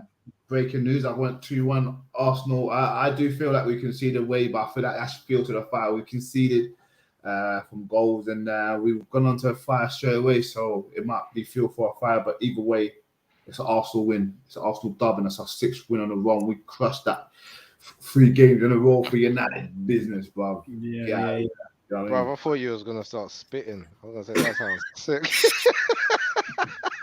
Well, I needed the beat. I can't be like a player. I need the beat to ride.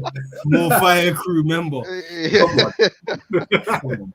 All right, but yeah, obviously, people drop your comments as well, and let's make sure we get to at least 30 likes for this video because I know there's been a lot of people on. So let's get to 30 likes. And drop your predictions.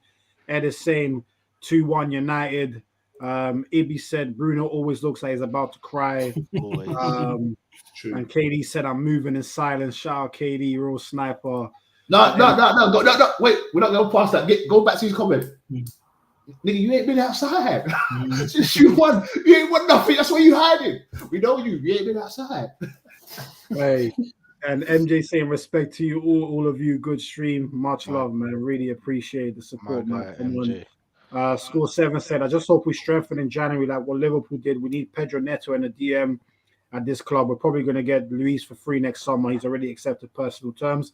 That's a shout. I have seen Arsenal will try and maybe get him and Tielemans on a free next summer, which will be good business then. Do you know what? I still think Tielemans has got a long way to go. I haven't been impressed this season, to be honest. He looks mark. I'm not gonna lie. He's already out the door, man. Mentally. Mentally, he's gone. Yeah, He's checked Mentally, out. he's gone. Score 7 saying 3-1 Arsenal if Odegaard, Ramsdale, Zinchenko, and Ben White play. Zinchenko's not playing, bro. I can definitely guarantee that one. But the other 3 might play. I think Ben White definitely is. Val saying United 3, Arsenal 1. So Val's a bit more pessimistic. Hey, Val. More pessimistic from Val. And MJ saying 1-1, even though I'm an Arsenal fan, we have so many injuries in many positions. Sancho and Bruno to score from Ed. United, Old Trafford crowd and current form will see United bag 3 points. If Partey was fit, I would be more confident. Fair enough, man. Okay, Rash, so- what are you saying, man? Prediction time. What are you telling me?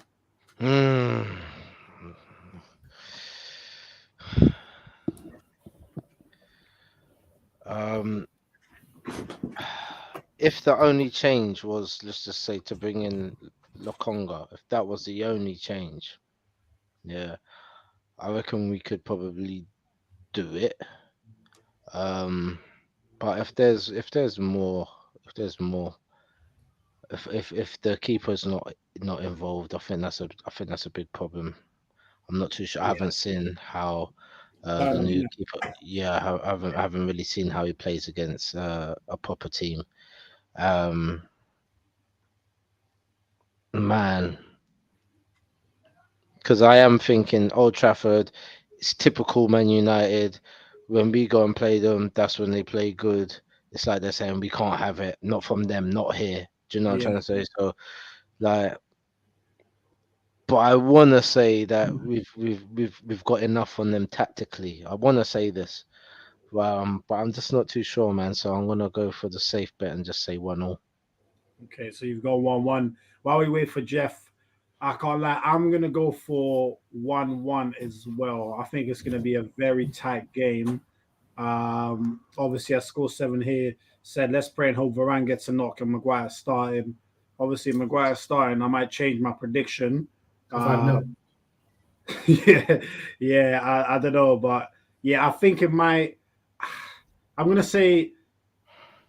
I got a bad feeling actually United might win, man. I can't lie. The injuries are worrying me. If I see Matt Turner starting, then I know it's peak. So early injuries to scare us though. Like, I hear what you're saying. Now you're worried. You're making me scared because I'm overthinking it. I'm gonna go 2-1 United, man. I just got a bad feeling, man, that we're playing them at the wrong time. They're gonna park the bus and not park the bus, but hit us on the break, and we're not at full strength. It might be too much for Lokonga this game. I can't lie. I'm gonna go 2-1 United still.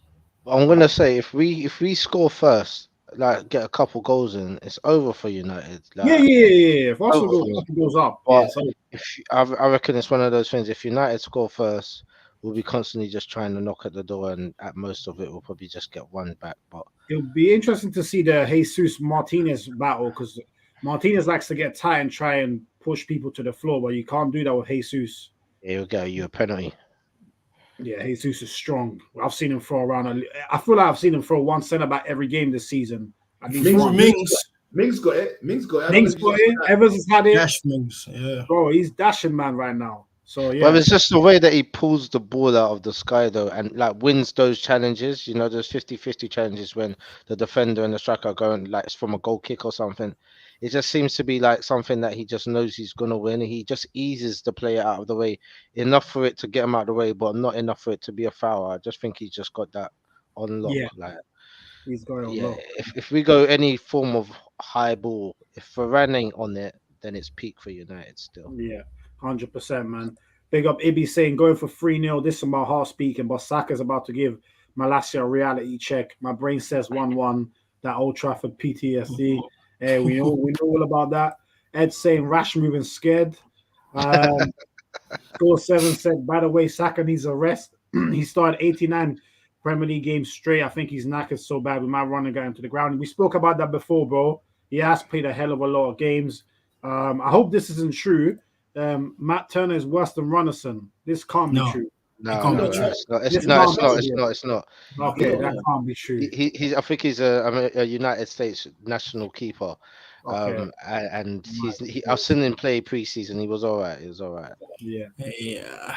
I don't know. No one can be as bad as Runnison. Runnison was poor. Didn't he just like throw one in the net, like literally? Something like that. I just remember like all the defenders just had to really defend that guy, bro. Yeah. Anytime the ball came to him, it was a goal. Yeah, 100%. Big up CJ in the building saying I'm going 2-1 Arsenal. Big up CJ. Wait, what injuries do you have? Just Partey Zinchenko confirmed at the moment, and Nene. We're just waiting on Ramsdale and Odegaard to be confirmed, but they should hopefully be fit. Score 7 said Pogba is gone, so hopefully that Juju is gone as well from Old Trafford. Yeah, I think this. Yeah, I mean that Pogba story. I want to wait for more to come out because obviously some stuff might have been misinterpreted with that. I think. I think the whole thing is BS. Yeah, the whole thing is story. The whole thing. There's just so many questions and reasons why it's not true. Yeah, exactly, man. But yeah, Jeff, man, I've said 2-1 United. Jalil said 2-1 Arsenal. Rasha said 1-1 Arsenal. Last prediction with you, bro. What are you going for on Sunday? Man, I'm between 2-1 United and 1-1. I'm not sure. Like, it kind of depends if Ramsdale and Odegaard manage to play for me. Yeah. True. I guess if they don't, I'll probably go 2-1 United. If they do, probably say 1-1. Okay. Yeah, you know what? I'll just go 1-1. Like 1-1 feels like it's going to be that kind of game. Yeah, I think not much away. not much given away. But yeah, people, it's been a fantastic stream. We've had amazing engagement throughout, which has been amazing.